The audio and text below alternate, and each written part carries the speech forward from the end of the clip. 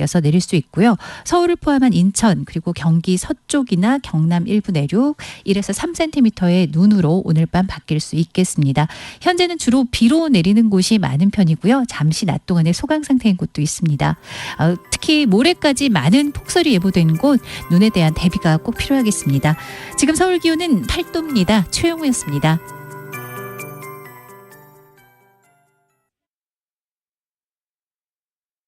정성을 다하는 국민의 방송 KBS가 1시를 알려드립니다. AM 711kHz, FM 97.3MHz, KBS 1라디오입니다. HLKA.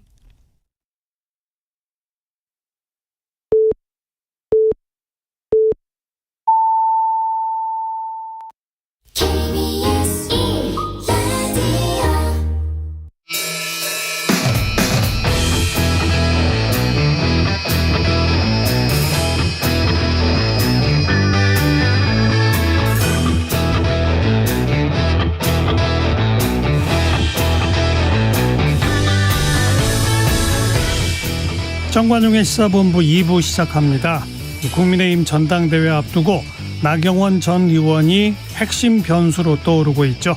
저출산고령사회위원회 부위원장직 사직서를 제출하자 대통령은 사표 수리가 아니라 해임으로 맞받아쳤는데요.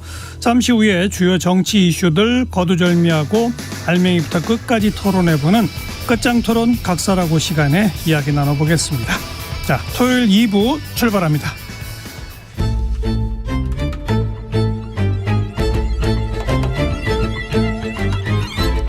눈비 안 가리고 몸으로 뛰는 기자 박대기의 취재데스크. 정부가 연초부터 부동산 관련 규제를 대거 완화했죠. 이에 대해서 지금 집값이 큰 폭으로 떨어지고 있는 만큼 이 미분양 사태 이런 걸 해소하기 위해서 적절한 조치다 이런 의견이 있는가 하면 또 반면 집값이 더 떨어져야 되는데 왜 정부가 나서서 부양을 하려고 하느냐 이런 질타도 나오네요. 박대기 기자와 함께 알아봅니다. 박 기자 안녕하세요. 네, 안녕하십니까. 1.3 대책이죠. 1월 3일 날 나온 대책. 지금 한 열흘 지났는데 부동산 시장 동향은 어떤가요? 네, 서울이든 지방이든 여전히 떨어지는 추세는 계속되고 있습니다. 하지만 조사에 따라서는 일부 조사에 따라서는 떨어지는 속도가 좀 떨어졌다. 낙폭이 축소되고 있다라는 조사 결과도 있습니다. 예. 네, 한국부동산원 조사 결과인데요. 이번 주 목요일 기준으로 서울 아파트 가격이 0.45% 하락했는데 지난주에는 0.67% 떨어졌고 그 전주에는 0.74% 떨어졌거든요. 그래서 주별로 보면은 2주 연속으로 낙폭이 좀 축소되고 있다. 이렇게 분석을 했습니다.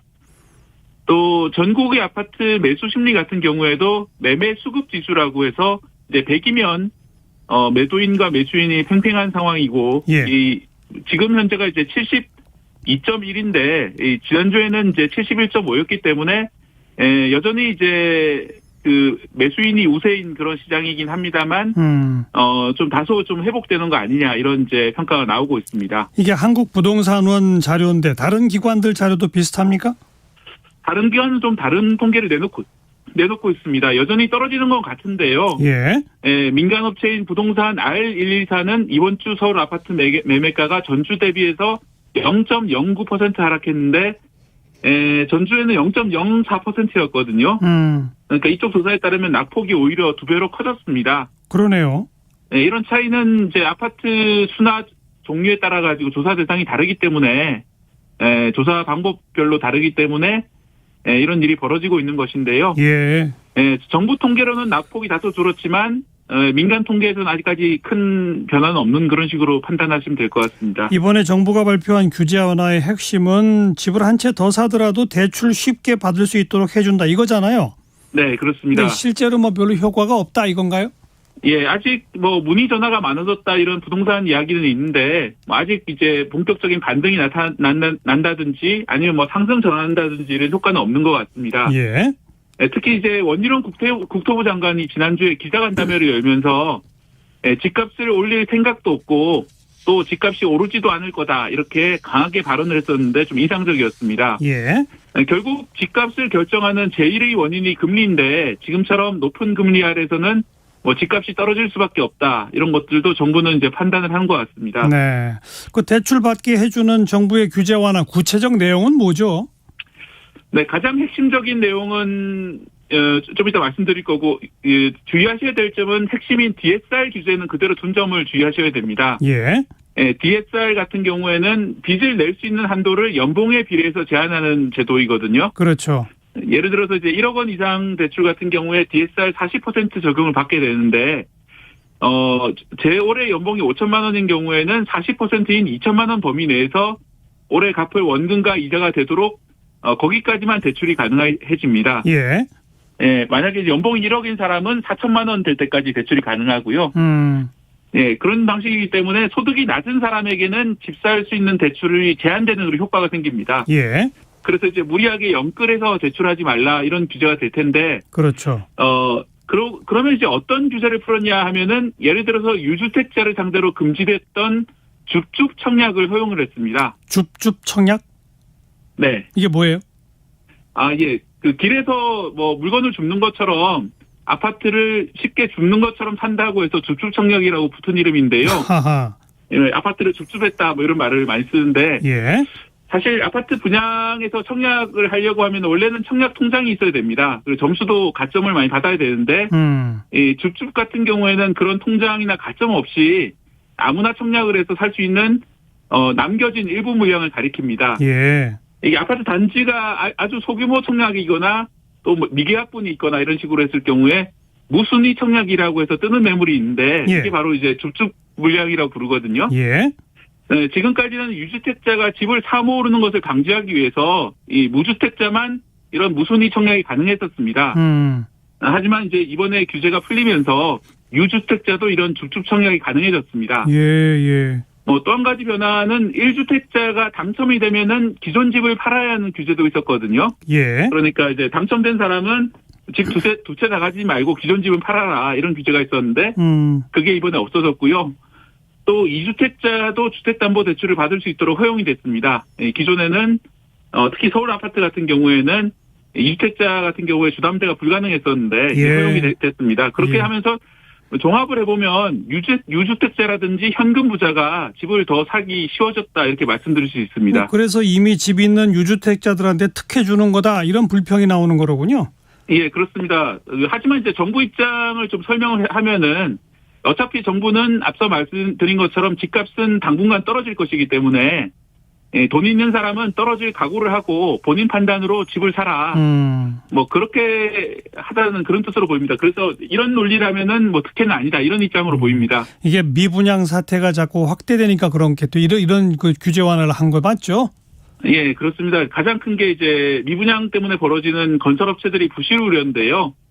예, 지난해 11월 기준으로 전국의 미분양 주택이 5만 8천 채입니다. 예, 예. 10월 달에는 4만 7천 채였는데 한 달 만에 11,000채가 늘었는데 특히 대구 경북 지역이 미분양이 좀 위험한 상황입니다.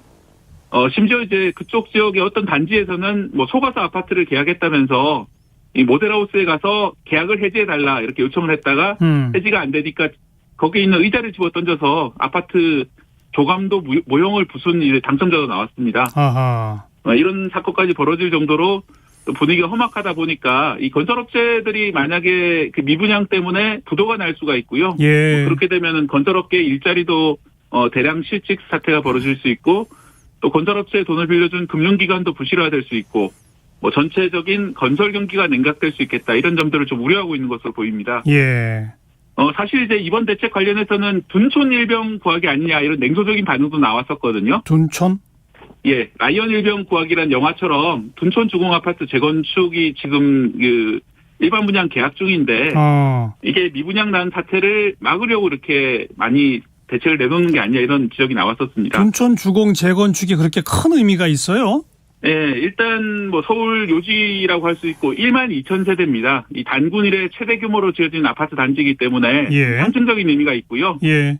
이게 다음 주 월요일 그러니까 이제 17일 화요일까지네요. 화요일까지가 계약일인데 미분양이 될 수 있다 이런 우려가 나왔었기 때문에 정부가 이제 1.3 대책을 통해서 그런 미분양 우려를 좀 덜어주려고 했던 것 같다 이런 분석이 나오고 있습니다. 예. 실제로 이 아파트 측이 좀 재밌는 게 당첨자들한테 대책이 나오자마자 문자를 뿌려서 이런 좋은 대책이 나왔으니 참고하시라 이런 문자까지 돌렸습니다. 예.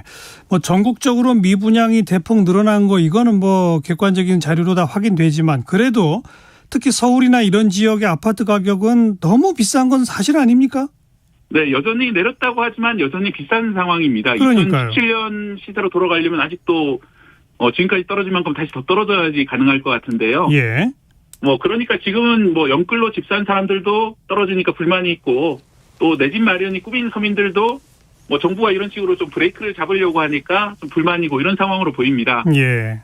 특히 이제 이번에 서울 지역에 내려졌던 규제를 다 풀은 거거든요. 그렇죠. 강남 3구하고 용산 빼놓고는 다 규제를 풀었는데 이렇게 되면은 같이 떨어지는 와중에 그나마 지방 아파트를 살려고 했던 수요가 서울로 몰리면서 서울은 좀 덜 떨어지는데 지방은 더 떨어지는 그런 현상으로 번지지 않을까 그런 우려도 좀 나오고 있는 상황이거든요. 예. 그렇기 때문에 뭐 앞으로 이제 정책 방향을 봐야겠지만 무주택 서민을 위한 주택은 충분히 공급해야 될 것이고 그렇죠. 그리고 이제 특히 이제 서민들이 대출받을 때 금리도 적절한 수준으로 맞춰줘야 될 텐데 뭐 그런 정책이 앞으로 계속 뒤따라야 될 것으로 보입니다. 그 실수요자를 위해서 좀 금리가 낮은 대출을 받을 방법 마지막으로 좀 알려주시면?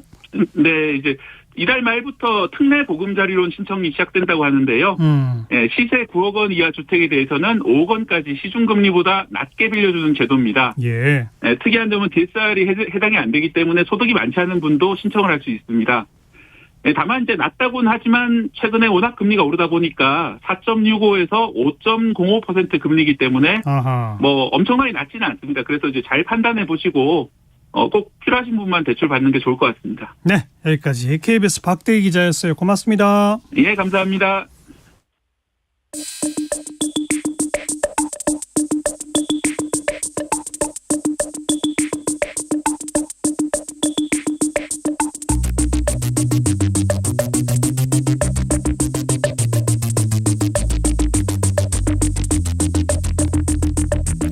뜸들이지 않습니다. 알맹이부터 찌릅니다. 고수들의 진검승부. 끝장 토론 각설하고.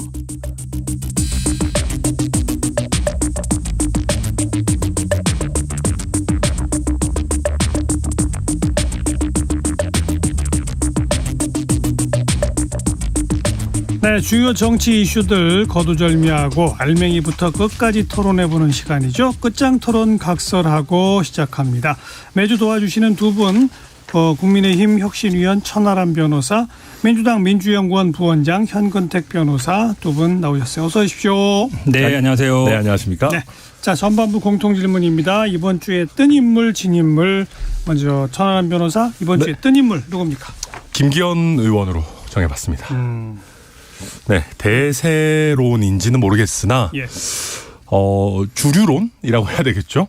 이걸 굳혔죠. 그리고 이제 뭐 나경원 전 의원 얘기 안 할 수 없겠습니다만은 이제 그런 역량이 나오면서 어찌 됐든 친윤의 대표 주자 이미지를 굉장히 굳힌 안주기 때문에 본인으로서는 당 대표에 매우 한 걸음 의미 있는 큰 한 걸음을 내디딘 한 주가 아니겠는가 생각합니다. 네.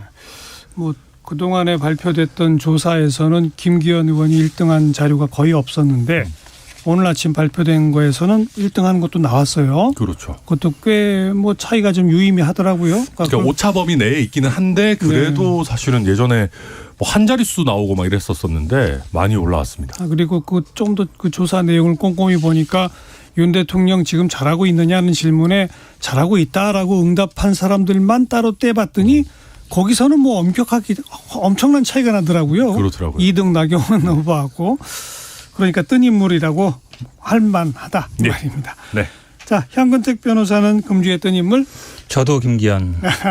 왜냐면 안 할 수 없는 게 지금 뭐 정치권에서 뭐 뜨기는 어렵습니다, 굉장히. 근데 모든 여의도나 정치권의 관심이 이제 전당대회로 가 있어요. 누가 될 거냐. 지금 이제 유승민 의원은 약간 이제 멀어지는 것 같고, 그 다음에 핵심은 이제 나경원 전 의원인데, 나경원 의원도 약간 어찌 보면 휘청거리는 것 같고, 그 사이에 이제 김기현 의원이 아시겠지만 4위 했다가 3위 했다가 2위 했다가 1위로 올라온 상황이에요. 그러니까 확실히 이제 대세를 탄 건 맞거든요. 그렇게 본다 그러면 제가 봐도 안 꼽을 수가 없어요. 예, 네. 예. 이게 대통령하고 그 이른바 윤핵관들이 밀어붙이니까 되긴 되네요. 그렇죠. 아니, 지난번에 우리 김은혜 의원 봤잖아요. 경기도 경선할 때 그때 사실은 김은혜 의원이 뭐 그 정도 되나 이랬는데 뭐 딱 대통령이 밀어주고 그다음에 지역위원장 현역 의원들이 싹 가니까 그냥 바뀌었잖아요. 지금도 제가 보기에 그렇게 가고 있는 거라서 네. 그런 분위기인 것 같습니다. 그럼 금주의 진인물은 누굽니까? 전환 변호사. 네, 저는 유승민 전 의원으로 뽑아봤습니다. 그러니까 그러니까 언론인 분들이 두 분이나 복수로 저한테 전화가 와서 그런 질문을 하시더라고요. 지난주에. 이거 대통령실이랑 나경원 전 의원이랑 짜고 치는 거 아니에요? 예, 약간 이제 나경원 전 의원이랑 각을 세워가지고 유승민을 지우려고 전략적으로 이렇게 하는 거 아니냐. 반윤 대표가 유승민이었는데 네, 이걸 자연스럽게 나경원으로 교체하는 약간 크게 부담 없는 나경원으로 이거를 지금 포지셔닝을 바꾸는 거 아니냐 이런 얘기를 두 분이나 저한테 물어보셨어요. 그래서 제가 웃으면서 아니 우리 대통령실이 그 정도 어떤 정무 감각과 정무적 기획력이 있었으면 우리 지금 지지율 70% 찍고 있다. 뭐 그렇게 답변하긴 했는데 이게 의도했다고 저는 생각하지 않지만 뭐 어찌 됐든 현 변호사님 잠깐 언급하신 것처럼 유승민 전 의원의 존재감이 매우 희미해지고 있습니다. 이 상황에서. 그래서 또 본인의 그 장고가 이미 길다는 뜻이지만 그것도 너무 길어지고 있고 고민 자체도 그러다 보니까 이런 추세로 가다가는 유승민 전 의원은 출마 못하는 페이스로 말려들 수도 있겠다라는 생각이 듭니다. 그러네요. 나경원 전 의원 또 안철수 의원까지 다 내가 친윤이야라는 식의 경쟁 구도고 유일하게 유승민 전 의원만 반윤 뭐 이런 그 형국이었는데 그렇죠. 형국 자체가 이렇게 확 변해버린 거네요. 네, 맞습니다. 자, 현근택 변호사는 금주의 진인물. 뭐 똑같은 얘기해서 죄송한데요. 나경원 전 의원. 졌어요? 졌죠. 졌습니까? 네, 완전히? 왜냐하면 이미 이제 우리가 이런 경우를 별로 본 적이 없어요. 사임서를 내밀었는데 해임. 그것도 그냥 대통령실에서 제가 보기에 그냥 뭐 문자로 보내도 되고 아니면 그냥 뭐 페이퍼로 해도 되는데 홍보수석이 직접 나와가지고 브리핑까지 하면서. 브리핑이 대통령이 해임했습니다. 사실은 그 기후 데사트 거기는 이제 사임서 내지도 않았잖아요. 예. 근데 그것까지 해임했습니다. 해임은 아시겠지만 징계예요. 중징계잖아요. 그렇죠, 뭔가 그렇죠. 뭐 잘못이 있거나 아니면 뭐 법적인 책임질만 했을 때 하는 거지. 보통은 정치인들이 그냥 사임서 내면 사임서 받으면 되거든요. 근데 사임한다고 말했을 때도 아니 뭐 정식 들어온 건 아니고 아직도 애정이 있습니다. 뭐 아직 잘하고 있습니다. 이랬는데 그러면 이제 사임서 내니까 해임. 이거는 제가 보기에는 잘 안 보던 모습이에요. 지금까지 정치권에서. 그러면 나경원 전 의원이 본인은 뭐 대통령의 성공을 빌겠습니다. 뭐 아무리 얘기해도 당원들이나 보기에는 이제 윤석열 대통령이 아니라고 확실하게 신호를 내렸구나. 왜냐하면 홍보수석이 얘기할 때는 뭐 대통령 뜻을 받아서 했을 거 아닙니까? 그러고 보면 나경원 전 의원이 굉장히 지금 기로에 서 있다라고 보이고 사실은 약간 이제 어려운 상황으로 가는 게 아닌가라고 보여요. 예. 저도 뭐 짧게만 코멘트하면 이번 주 초중반까지만 해도 저는 뜬 인물을 나경원 전 의원으로 잡았을 것 같아요. 근데 말씀하신 것처럼 이제 주 후반에 갑자기 해임 카드까지 나오고 거기에 바로 호응하면서 오늘 오전에 장제원 의원의 아주 센 어떤 비판이라고 할 수 없는 비난 메시지까지 나오면서 뭐라고 했죠? 비난? 거의 무슨 뭐 대통령 팔아서 뭐 대통령에게 자리를 거래하려고 하고 뭐 한 줌 남은 뭐 반윤들을 뭐 어쩌고 저쩌고 해가지고 굉장히 센 메시지를 뭐 이렇게 던지고 막 그러시더라고요. 그래서 이거 이제는 이렇게 되면 이제 앞으로 가면 갈수록 국민의힘에 몸담고 있는 주류적 성향의 스피커들이 전부 다 공격을 시작할 겁니다. 예, 그렇겠죠. 네, 신호를 준 거죠. 제가 네. 뭐라고 했는지 읽어드릴까요?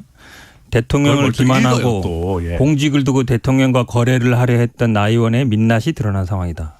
얄팍한 지지율과 일자리로 필요한 정치 낭인들에 둘러싸여 헛발질을 거듭하고 있으니 나 의원이 느닷없이 민주투사로 둔갑해버린 눈물의 출마선을 기대해본다. 저는 이 여야 간에 할 때도 이 정도로 세게 안 하거든요. 근데 지금 같은 당에 있는 분들인가 싶어요. 예. 말하는 수준이. 원래 사이가 그렇게 나쁘지 않았었던 걸로 제가 아는데. 참. 그러니까 부위원장직을 맡길 때부터 대표 나가지 마라고 확실하게 한 건데 그 말을 계속 안 들었다. 쉽게 말하면 그거 아닙니까? 그런데 그때 나경원 전 의원이 뭐라 그랬냐면 이거는 비상근이고 좀 가능하다 이랬거든요. 사실은 어찌 보면 받을 때부터도 확실히 접은 건 아니었어요. 그러려면 차라리 정무직 장관. 그러니까 대통령실은 그걸 주면서 임명하면서 나가지 말라라고 확실히 한 건데 나경원 전 의원은 다르게 해석한 거다. 결국 이거 아니에요? 이심전심이 안 된 거겠죠. 그러니까. 그걸 주면서 나가지 마세요 말은 안 했겠죠. 근데 그랬으면 하는 바람은 있었을 것 같은데 그러니까 나오는 거 아니에요. 그럼 뭐 외교부 장관이든 뭔가 이제 더 확실한 걸 줬으면 모르겠지만 이게 비상근이라는 게 조금 애매합니다. 저도 사실 민주원건 비상근인데 별로 안 나가거든요. 할 일이 없어요. 근데 처음부터 그러면 뭐 차라리 뭐 외교부 장관이든 아니면 이런 자리를 줘서 확실하게 이제 뭐 공직에서 일하게 했으면 모르겠지만 그건 아니잖아요. 약간 서로 애매하게 한 것 같아요. 아니 근데 이게 대통령실 입장에서 화가 나는 건 저는 알겠습니다. 뭐 충분히 화낼 수 있다고 봅니다. 이 기후대사도 이름까지 뭐 바꿨다고 하더라고요. 뭐 원래는 무슨 환경 뭐 이러는데 그걸 뭔가 더 이렇게 있어 보이게 어찌 보면 본인의 희망까지 반영해서 이름까지 바꿔주고 뭐 이 저출산 고령사회 부위원장도 본인이 희망해서 뭐 장관급 뭐 혹자들은 뭐 부총리급이라고까지 하는 이 중요한 자리를 맡겼는데 그러니까 비상근이니까 할 수 있다. 이것도 그냥 정치적인 하나의 수사거나 아니면 본인이 그냥 마케팅인 줄 알았는데 이게 진짜 나가겠다라고 하니까 대통령실 입장에서는 아니 말이 되냐 이거 지금 장관급 자리를 2개나 받아놓고 뭔 소리냐. 실제로 저희 당에서 그런 볼멘 소리들이 나왔어요. 그러니까 대선 이겼지만 사실 대선 때 열심히 했는데 뭐 자리 아무것도 못 받은 사람도 뭐 널렸거든요. 근데 이 정도로 장관은 아니지만 나름대로 좋은 자리를 가져갔는데 하냐 해서 비판이 나경원 의원에 대한 비판도 꽤 있었는데 문제는 대통령실의 공격 강도가 너무 지나쳐요. 그냥 대통령실에서 예를 들면 쿨하게 이런 식으로 해서 2마리 토끼 잡으려고 하면 안 됩니다. 명확하게 결정을 빨리 내려줘라. 그래야 우리도 뭐 할 거 아닙니까? 나경원 전 의원한테도 빠른 결단을 촉구한다. 책임 있는 자세 보여라. 이런 정도까지만 얘기했으면 우리가 지금 나경원 전 의원의 우유부단함을 욕하고 있을 겁니다. 근데 여기서 이제 그 정도가 아니라 너무 세게 나가면서 무슨 상종 못할 사람이다. 뭐 자기 장사다. 애도 아니고 이거 나왔다가 이제는 이제 활용점점으로 해임까지 찍어버리니까 나경원 전 의원의 어떤 잘못보다 대통령실이 이렇게까지 할 일이냐? 이게 더 부각이 되는 그런 모양새인 거죠. 네. 그런데 나경원 전 의원이 이거를 뚫고서 정면 돌파할 수 있느냐. 이제 그게 문제잖아요. 그러니까 이제 출마할 거로 보세요.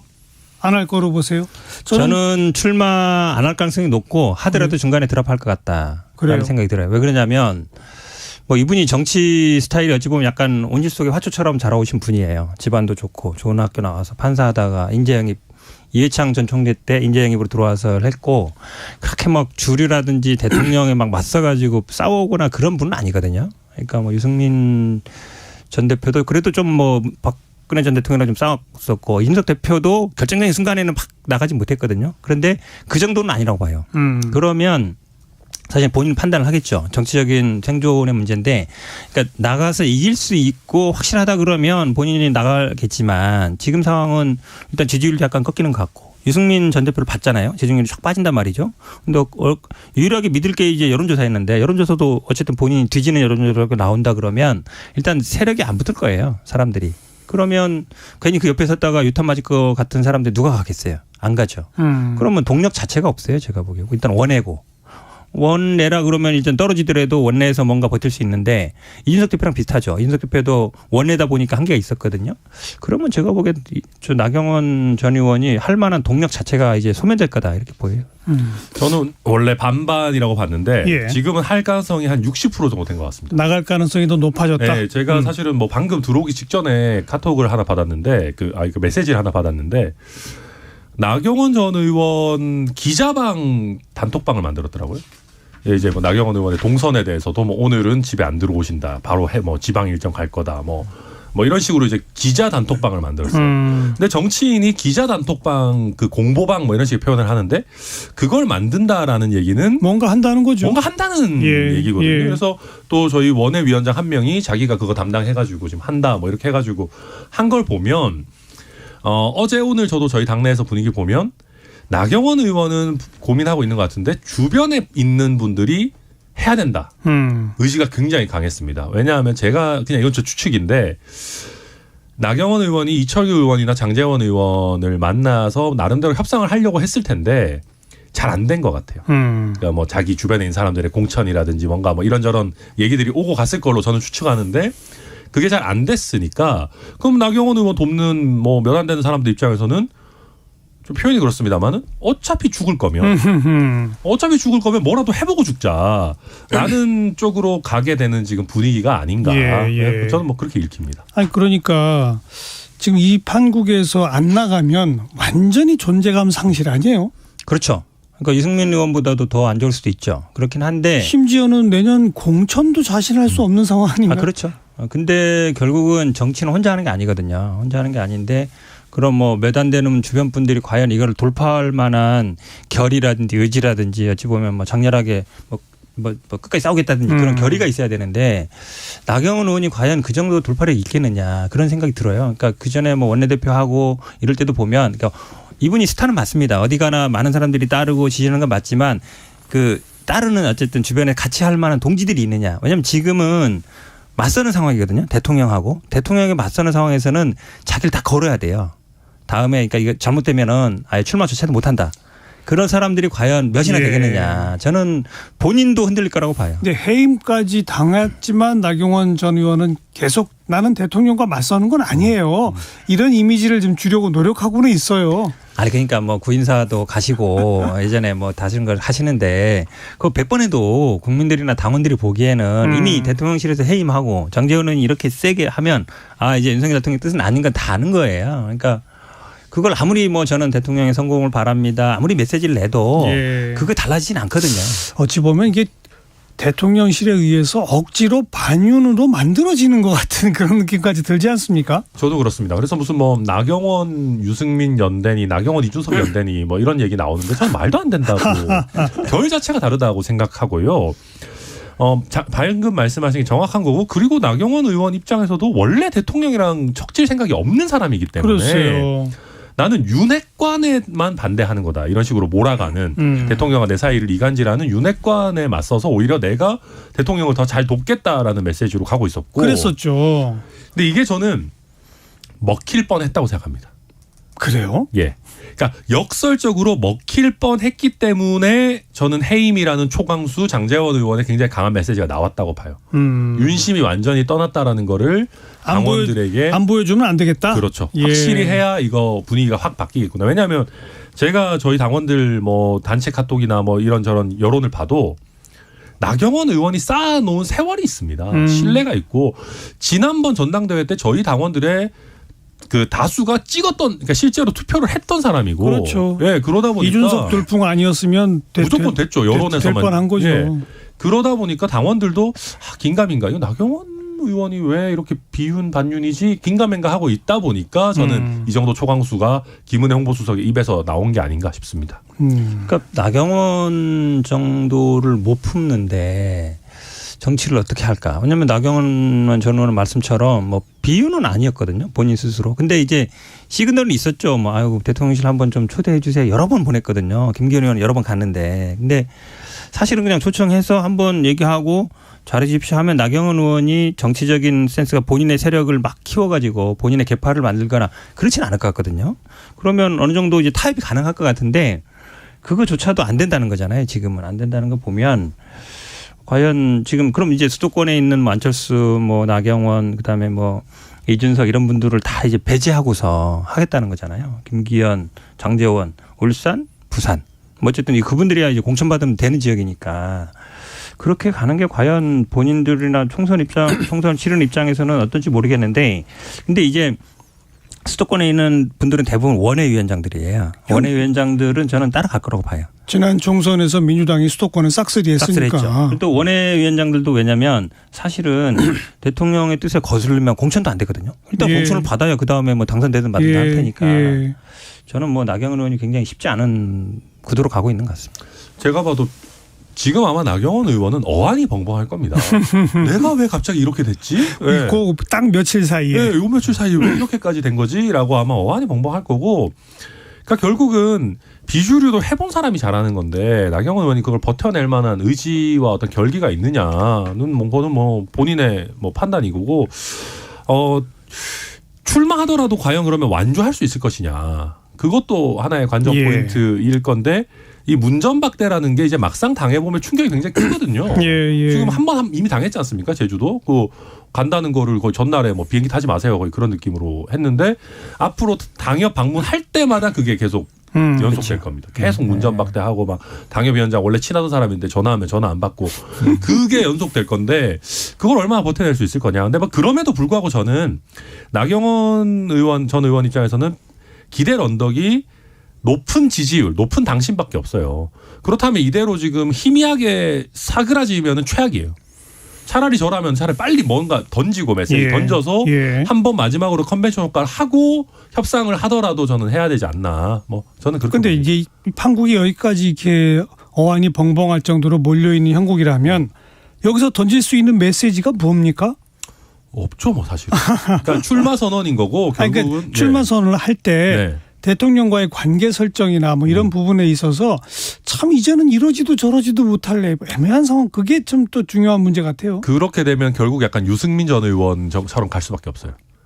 내가 하는 게 총선에 도움이 된다. 그게 궁극적으로 대통령을 돕는 길이다라는 식의 메시지가 나올 텐데 그게 어느 정도 소구력이 있을 거냐. 그게 저는 좀 표현이 그렇지만 유승민 전 의원이 그 얘기를 하는 거는 뭐 저는 약간 중도층에 어필하는 면이 있다고 봅니다. 뭐 어찌됐든 대통령과 결이 다르고 플러스 알파가 될 수도 있고 뭐 마이너스가 될 수 있겠지만 어찌됐든 다른 결로 걸어오신 분인데 나경원 의원이 갑자기 총선 승리, 뭐 중도 확장, 수도권 승리 이런 걸 들고 나왔을 때 당원들이 그걸 얼마나 납득할지 그거는 뭐 좀 지켜봐야 될 것 같습니다. 이 싸움이 이길 수 없는 게요. 그러니까 유승민 의원이나 지금 나경원 의원이 다 윤석열 정부의 성공을 얘기하고 있어요. 그러게요. 그런데 윤석열 대통령은 당신들은 아니야 이러고 넌 아니야. 우리 성공을 위해서 당신들 필요 없어. 약간 그러니까. 그러니까 본인이 성공을 위해서 한다 그러는데 나는 당신들 필요 없어 얘기하면 차라리 뭐 보수 정당을 지키겠습니다. 아니면 정권 재창출을 하겠습니다. 이렇게 얘기하면 오히려 소구력이 있는데 윤석열 정부의 성공을 위해서 뛰겠습니다. 성공을 바랍니다. 그런데 윤석열 대통령은 아유 당신은 아닌데요. 이래버리면 그 무슨 소구력이 있어요. 하나만 얘기예요. 근데 그 틀을 못 벗어나는 거예요. 대통령의 지지, 대통령의 이거를 눈밖에 나면 안 된다라는 생각을 하고 있기 때문에 근데 저는 용감히 한다 그러면 아니 윤석열 대통령은 이제 임기 4년이고 우리 보수정당 지키겠습니다. 수도권에 승리하겠습니다. 그리고 다음에 정권 재창출을 하겠습니다. 이렇게 가야 되거든요. 근데 그 대통령이 만들어 놓은 틀 안에서 노는 거예요. 그럼 어떻게 벗어나겠어요? 그 틀 안에서 그냥 뱅뱅 돌다가 사그러질 수밖에 없죠. 근데 그게 진짜 대통령 임기 초라는 그 지금 시기적 한계를 벗어나기가 어렵습니다. 특히나 이게 또 그 룰 자체를 잘 짜놨어요. 당원 100%로 짜놨지 않습니까? 그렇기 때문에 뭐 저희 당원들은 거의 뭐 100에 99는 윤석열 대통령한테 투표했을 거고 윤석열 정부의 성공을 누구보다 바라고 있는 게 저희 당원들일 텐데 그렇죠. 그거를 그 틀을 깨기는 제가 봤을 때 쉽지 않을 겁니다. 그러면 이제 그 밑으로 확실히 탁 쓰게 들어가서 저는 충성을 다하겠습니다. 딱 그렇게 나와야죠. 그러니까 충성을 다하겠습니다라는 것까지는 아니지만 뭐 당신의 성공을 위해 내가 이러는 겁니다라고 아무리 메시지를 보내도 아니야 이거 아닙니까 지금? 그렇죠. 내가 싫다는데 나를 성공을 위해 한다는 게 말이 안 되잖아요. 당신이 잘 됐으면 좋겠어. 뭐 이런 거 있잖아요. 만약에 뭐 남녀 이렇게 사귀다가 헤어지면서 당신 잘 돼 헤어지길 바라는데 난 당신 싫어 이런 거랑 비슷한 거예요. 그러니까 사실은 유승민 전 의원한테 마지막 남은 어떻게 보면 기회가 있기는 있는 겁니다. 상대적으로 선명한 이미지, 이렇게 상대적으로 선명한 메시지를 낼 수 있고 나경원 전 의원이 이렇게 너무 좀 이렇게 고민하는 시기가 길어지면 그때 좀 치고 나오는 것도 뭐 마지막 남은 기회 아니겠느냐. 뭐 불출마하게 된다면 당연히 기회가 생길 거고요. 또 이 와중 이런 파동을 겪으면서 안철수 의원도 좀 손해 보는 거 아니에요? 안철수 의원은 제가 보기에는 이제 국민의힘 분들이 보기에는 그러니까 굴러온 돌이고 언제든지 또 나갈 돌이고 그러니까 민주당하고도 연대했다가 합당했다가 나갔잖아요. 그러니까 이분도 그냥 우리 당에 와서 이렇게다가 대선 후보 안 되면 나중에 뛰쳐나갈지도 몰라 이 생각할 거예요. 그러니까 절대 윤심이나 아니면 이 주류에 있는 분들은 안철수 대표한테 표를 안 줄 겁니다. 그러니까 본인이 예를 들어서 뭐 중간에 애매하게 있다가 뭐 한 2등 정도나 이렇게 하는 전략은 갈 수는 있을지 모르겠지만 그렇다고 해서 대체로 할 수 있는 사람으로 인정해 주지는 않을 거예요. 나경원 전 의원의 출마 여부에 달렸죠. 안철수 의원의 어떤 가능성은. 나경원 전 의원까지 불출마를 한다 그러면 어찌 됐든 2등 정도는 노려볼 수 2등 정도 노려볼 수 있고 그리고 1대1 김기현 의원과의 인지도 대결에서는 일단 최소한 앞서는 상황이기 때문에 뭐 어느 정도의 득표는 고려할 수 있는데 만약에 나경원 전 의원도 출마하고 또 유승민 전 의원까지 만약에 치고 나온다라고 하면은 이게 본인의 어떤 표가 나올 구석이 지금 좀 매우 애매한 점점 상황인 줄어들죠. 거죠. 그 안철수 의원 같은 경우 총선 승리, 중도층 확장, 수도권. 그렇죠. 이게 이제 코드인데 나경원 의원이 바로 이 똑같은 코드를 갖고 있는 거 아니겠습니까? 그렇죠. 더 요즘 더 핫하고. 네. 그 안철수 의원은 좀 제가 보면 약간 딱하다면 딱한 구석이 있는 게 자꾸 본인도 윤석열 정부의 연대 보증인이라는 표현을 써요. 예, 예. 근데 우리 법적으로 보면 연대 보증인은 뭐 좋은 거 하나도 없이 빚만 지는 사람이거든요. 그래서 안철수 의원은 뭔가 이렇게 채권을 갖고 있는 느낌은 아니고 자꾸 채무만 갖고 있는 것 같은 느낌으로 지금 좀 가는 거 아닌가 뭐 생각. 안철수 의원 입장에서는 본인이 이제 단일화를 했기 때문에 당대표는 당권은 나한테 주고 대권은 뭐 가져갔다 이렇게 본인 줄 텐데 국민의힘 분들 얘기 들어보면 의원 줬으면 됐죠. 그 정도 준 거죠. 뭐 얼마나 더 바랍니까? 뭐 이런 얘기하고 있기 때문에 사실은 누가 되더라도 본인 스스로 이게 뭐 만약에 예를 들어서 이분이 막 아주 지지를 많이 받고 막 비윤 반윤의 막 포토파크 같으면 벌써 대통령실이나 장제원 의원이 세게 쳤을 거예요. 근데 그러진 않고 있거든요. 애매한 줄타기를 하고 있기 때문에 근데 애매한 줄타기로는 여기서 이기기 어렵습니다. 네. 제가 보기에는 설 공간이 그렇게 많지는 않을 것 같아요. 아무튼 그 대통령 된 후에 윤 대통령과 또 뭐 장제원 등등 이른바 윤핵관 분들의 지금까지의 과정을 보면 한다면 합니다라는 얘기가 딱 떠올라요. 네. 이준석 대표 정리하는 과정 그리고 또 당원 당규 바꾸는 과정 이번에 나경원 해임까지 보는 거 보면 아주 그냥 선명 분명 노선인 것 같아요. 특히 이제 당에 몸담고 있는 저 같은 사람이 보기에는 약간 설마 하는 거를 자꾸 하셔가지고 좀 무섭다 이런 생각 안 드십니까? 그런 생각이 들 때가 있죠, 실제로. 그죠? 네, 분명히 제가 봤을 때. 근데 이게 단기 효과, 장기 효과를 봐야 되는데 단기적으로는 그렇게 갈 겁니다. 이분들 진짜 하면 하네. 이거 충성해야 되겠다. 잘 해야지. 근데 장기적으로는요, 저는 이번에 나경원 전 의원한테 이렇게 하는 거는 어마어마한 패착이라고 생각합니다. 나도 당할 수 있다라는 생각을 주거든요. 모두에게. 왜냐하면은 유승민, 이준석을 쳐내는 거는 위기감을 주지 않습니다. 저희 당의 대부분의 구성원들한테. 저 사람들은 나랑 다르다. 나는 저 정도까지 뭐 비주류는 아니다. 난 주류에 어느 정도 속해 있는 사람이다. 근데 나경원 의원은 윤핵관은 아니었지만 어찌됐든 저희 당의 주류 오브 주류예요. 근데 나경원도 저렇게까지 하는 거면은 나도 당연히 안전하지 않은 거거든요. 무슨 요새 나경원 전 의원한테 뭐 좌파니 이런 얘기 하는데 제가 진짜 웃기는 게 나경원이 좌파면 우리나라 국민 97%가 좌파입니다. 그래서 저는 약간 좀 이상하게 좀 굴러가고 있다. 그런 생각이 좀 들어요. 근데 간단한 거죠, 오히려. 그러니까 뭐 합리성, 뭐 중도 이런 거보다는 그냥 사람에 충성하지 않는다라고 그렇게 얘기했던 분이 이제 개인한테 충성하면 뭔가 되는 거고 안 하면 안 되는 그런 구조로 딱 가고 있잖아요. 그러니까 그러면 당연히 정치인들은 선거에 나가려면 공천받아야 되는데 당연히 시그널을 주는 거죠. 아무튼 대통령이라고 하는 권력이 얼마나 큰지 지금까지는 이제 확인되고 있는데 그것이 결국 결과적으로 돌고 돌아 총선 승리에 도움이